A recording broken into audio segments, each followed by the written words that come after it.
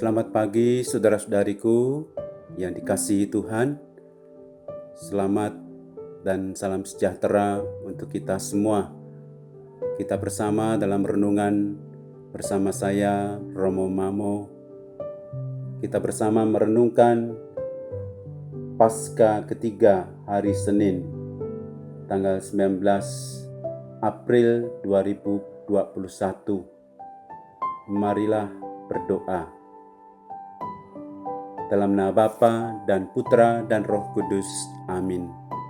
Allah Bapa yang penuh kasih dalam surga, kami boleh bersyukur atas kasih karunia-Mu, penyertaan-Mu yang boleh kami alami hingga pagi hari ini. Engkau telah melindungi kami semua dengan kasih karunia-Mu. Engkau memberikan kesehatan jiwa dan raga.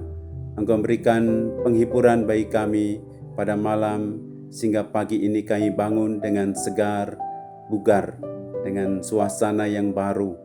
Kiranya Engkau membuka hati kami, agar renungan sabda-Mu menjadi sumber kekuatan dalam hidup kami hari ini.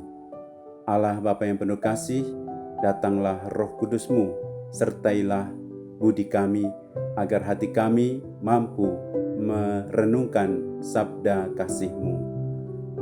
Demi Kristus, Tuhan dan pengantara kami. Amin. Tuhan sertamu dan sertamu juga. Inilah Injil suci Yesus Kristus menurut Yohanes. Dimuliakanlah Tuhan. Yohanes bab 6 ayat 22 sampai dengan 29. Setelah Yesus menggandakan roti, keesokan harinya orang banyak yang masih tinggal di seberang danau Tiberias melihat bahwa di situ tidak ada perahu selain yang dipakai murid-murid Yesus. Mereka melihat pula bahwa Yesus tidak ikut naik ke perahu itu bersama para muridnya, dan bahwa para murid saja yang berangkat. Tetapi sementara itu beberapa perahu lain datang dari Tiberias ke dekat mereka makan roti sesudah Tuhan mengucapkan syukur atasnya. Ketika orang banyak melihat bahwa Yesus tiada di situ dan para murid pun tidak, maka mereka naik perahu berangkat ke Kafarnaum mencari Yesus. Ketika mereka menemukan Dia di seberang danau, berkatalah mereka kepadanya, "Rabi, bila mana engkau tiba di sini?" Yesus menjawab, "Aku berkata kepadamu, sesungguhnya kamu mencari Aku bukan karena kamu telah melihat tanda-tanda, melainkan karena telah makan roti dan kenyang. Bekerjalah bukan untuk makanan yang akan binasa, melainkan untuk makanan yang bertahan sampai hidup yang kekal, yang akan diberikan Putra Manusia kepadamu. Sebab Dialah yang disahkan Bapa, Allah dengan meterainya." Maka kata mereka, "Apa yang harus kami lakukan untuk mengerjakan yang dikehendaki Allah?" Jawab Yesus kepada mereka, "Inilah yang dikehendaki Allah, yaitu hendaklah kamu percaya kepada Dia yang diutus Allah." Demikianlah Injil Tuhan. Terpujilah Kristus.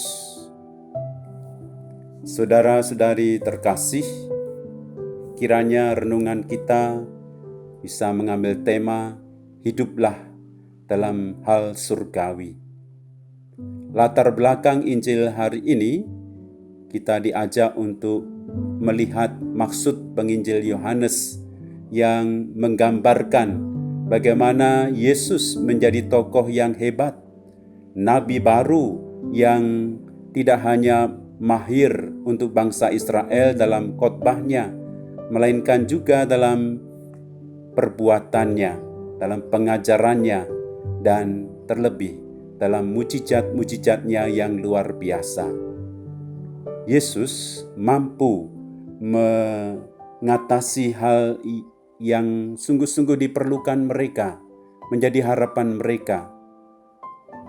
Mesias baru mereka yang harapkan. Yesus tidak sekedar membuat mujizat yang luar biasa, tapi Yesus juga mampu memenuhi harapan mereka akan logistik makan dan minum yang luar biasa. Namun, kiranya Yesus menghindari apa yang mereka inginkan menjadi pahlawan bagi mereka dalam hal duniawi. Yesus mengosongkan dirinya. Yesus menyingkir, berdoa seorang diri. Disitulah dia menimba kekuatan dari Bapanya, kekuatan ilahi, menggali daya hidup yang sungguh-sungguh dia perlukan di dalam karyanya. Dia tidak sendiri, dia bersama Bapanya. Saudara-saudari yang dikasihi Tuhan, kiranya penginjil Yohanes ingin membangun sikap di mana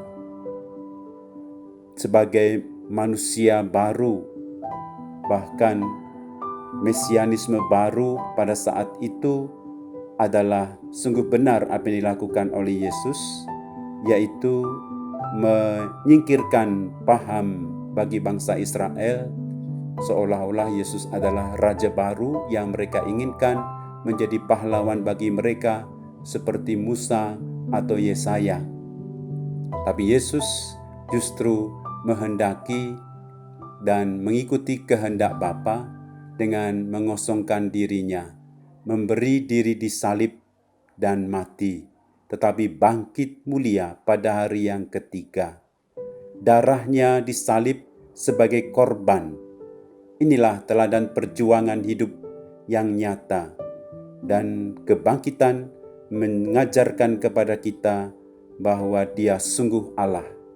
Penginjil Yohanes mengajak umat beriman untuk percaya bahwa Yesus sungguh Allah dan sungguh manusia. Dia Allah, Ia bangkit dari mati. Ia manusia, Ia mati disalibkan. Jadi, penginjil Yohanes mengajarkan bahwa keselamatan yang berasal dari Allah bukan saja pada peristiwa mujizat-mujizat yang luar biasa itu, tapi juga pada salib Tuhan. Karena salib dan kebangkitan tidak pernah terlepas, tidak pernah dipisahkan. Maka saudara-saudariku seiman, iman Kristiani tidak hanya soal kebangkitan, tapi juga bagaimana kita memaknai salib yang diteladani oleh Yesus, di mana Yesus mau menderita, disalibkan, dan mati untuk dosa-dosa kita. Ia bangkit mulia karena Dia Allah. Maka saudara-saudari terkasih, baiklah kita merenungkan untuk zaman sekarang, Injil hari ini, apa maknanya? Di tengah-tengah kehidupan zaman sekarang ini mungkin kita mengambil hikmat dari salib kehidupan kita masing-masing. Memang kita menghadapi banyak hal yang sulit, yang mungkin susah kita tanggung dalam derita kita setiap hari. Tetapi kita tidak menjadi orang yang mungkin hanya sesaat melihat mujizat Yesus, tapi kita juga diajak untuk mendalami apa yang kita alami sebagai sebuah penyertaan hidup Allah dalam diri kita ketika kita mengalami kesulitan dan tantangan. Allah tak pernah meninggalkan kita. Allah sungguh menyertai kita dalam Roh Kudus-Nya. Mungkin kita bisa bertanya dalam hati, kitalah yang sering meninggalkan Dia. Allah tetap setia. Allah dalam diri Yesus menyertai kita dalam Roh Kudus, tak pernah meninggalkan kita. Saudara-saudari yang dikasihi Tuhan, hal kedua mungkin kita juga diajak untuk merenungkan Injil hari ini, untuk mengutamakan hal-hal surgawi, menimba kekuatan dari rahmat Tuhan, menimba energi dari kasih Tuhan lewat doa-doa kita, lewat renungan kita, akan kasih Tuhan, sehingga kita sungguh bisa memelihara hidup rohani kita untuk semakin dekat dengan kasih Tuhan. Saudara-saudari terkasih, pendek kata, renungan hari ini kita diajak untuk sungguh-sungguh melihat bahwa karya Tuhan itu ada di sekitar kita, ada di tengah-tengah keluarga kita, sehingga kita tidak terlena dengan hidup duniawi kita yang luar biasa atau mencari hiburan-hiburan yang wah, yang hebat, tapi kita lupa bahwa karya Tuhan itu sederhana. Karya Tuhan itu nyata dalam hidup kita. Kita diajak untuk sungguh-sungguh mempersiapkan diri bagi masa depan kita dalam hidup surgawi. Marilah kita menimba daya hidup rohani dari Allah sendiri lewat doa dan permenungan kita setiap hari. Ia menyertai kita seperti janjinya. Ia tak pernah ingkar janji untuk menyertai suka dan duka hidup kita. Bapak, Ibu, saudara-saudari terkasih, carilah harta surgawi dan yang lain akan ditambahkan. Amin.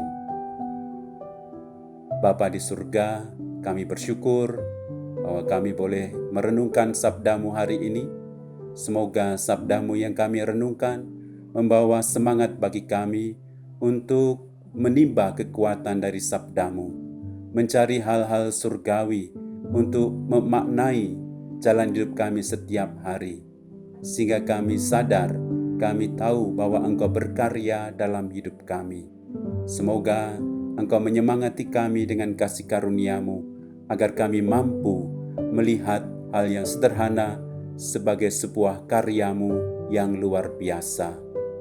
Kami serahkan hari ini ke dalam tangan-Mu, sebab Engkaulah pengantara kami kini dan sepanjang segala masa. Amin. Tuhan memberkati.